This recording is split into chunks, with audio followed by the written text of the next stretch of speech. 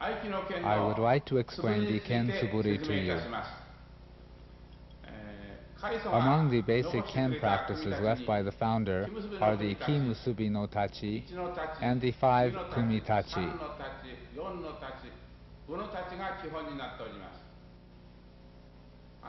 Since the Kumi Tachi are quite complicated, you must learn the basic 7 Suburi in order to avoid becoming confused and to be able to safely practice the Kumi Tachi.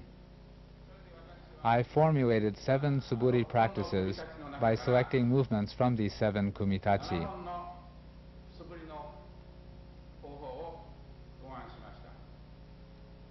You must practice the Suburi a sufficient amount in order to execute the Kumi Tachi safely.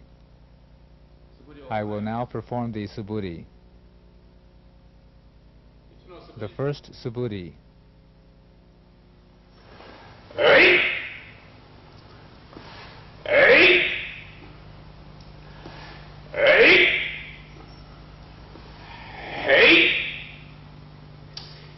Let me explain the first Suburi.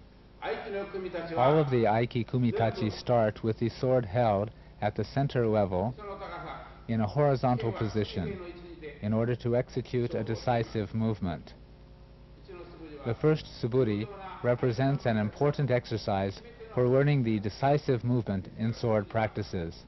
Thus, we stop the sword in the decisive position in the first Suburi. Next, the second Suburi.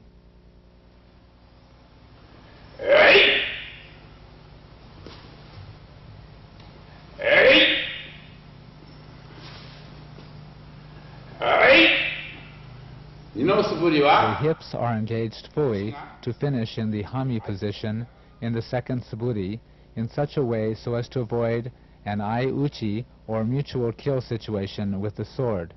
This is a characteristic of Aikido. If our hips were left in a straightforward position, this would result in a mutual kill situation with the sword. This distinction can be seen in photographs of the founder using the sword. I will now show the third Suburi.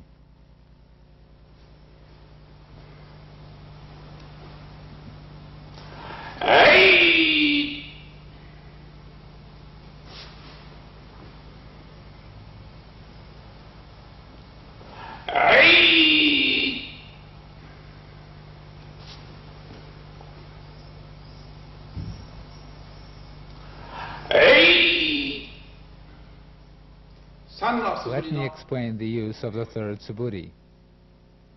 It is used in the Kumitachi and Kimusubi no Tachi.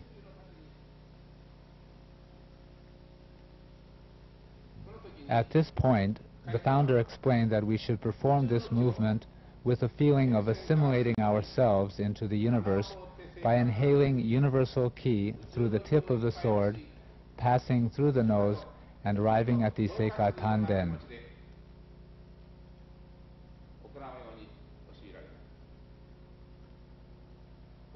Here, we do not raise our shoulders or the sword, but rather lower the hips and relax the shoulders.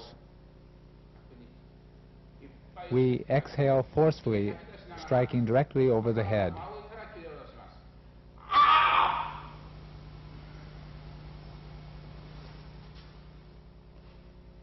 This is an incorrect Ken movement.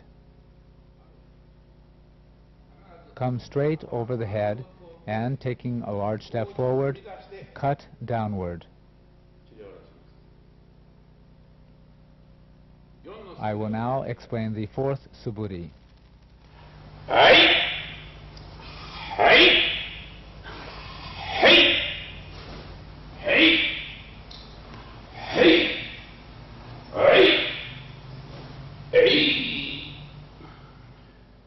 Let me explain. In Aikido, we make no distinction between right and left. Whether we are in the right or left Hami, we practice using the sword so that it and the body function as a single unit. This was the fourth Suburi. Now the fifth Suburi.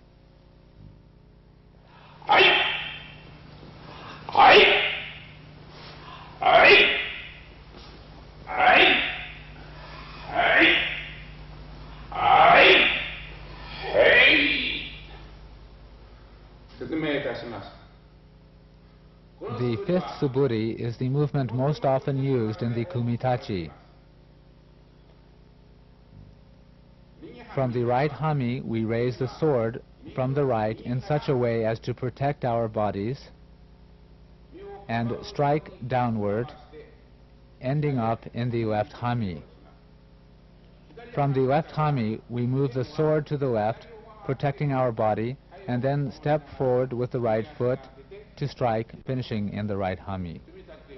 We move our bodies fully to the right and left in the kumitachi.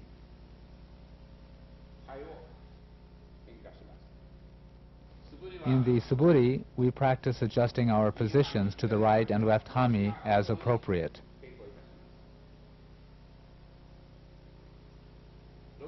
I'll now explain the sixth suburi.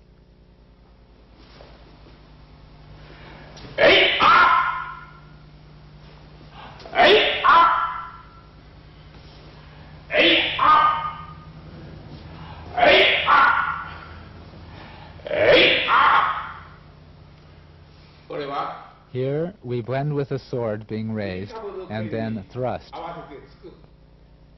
It is one of the movements included in the Ki Musubi no Tachi exercise.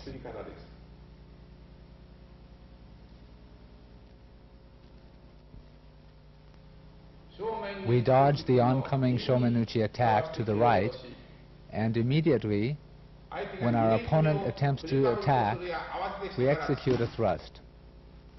This is the sixth suburi. Now I'll explain the seventh suburi.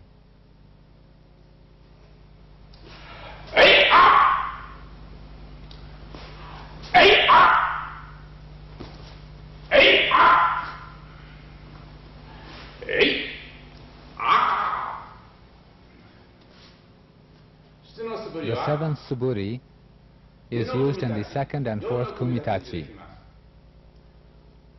In this movement, our strike is parried downward, and we free the sword circularly and then counter with a thrust.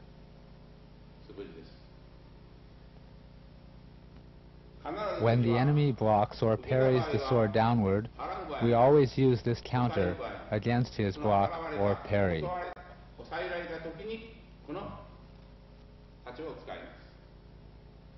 This is used in the second and fourth kumitachi. I'll now do all seven suburi for you from a different angle. The first suburi.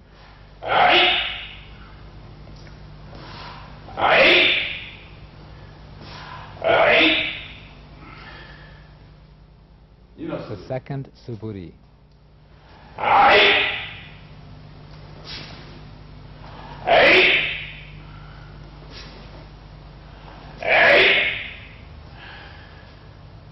The third suburi.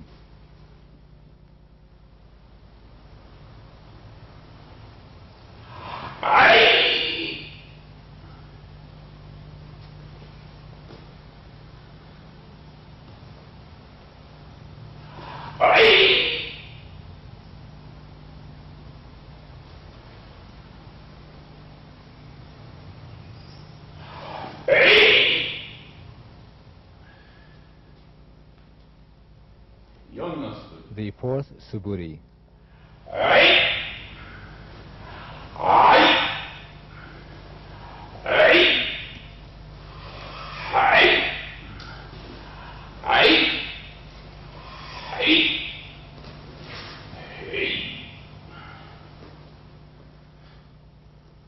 The fifth suburi.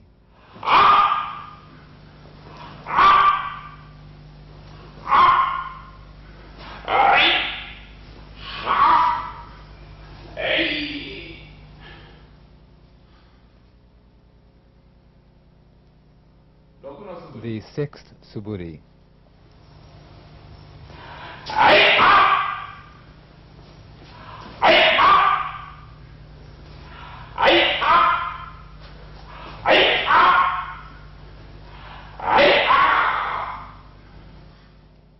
The seventh suburi.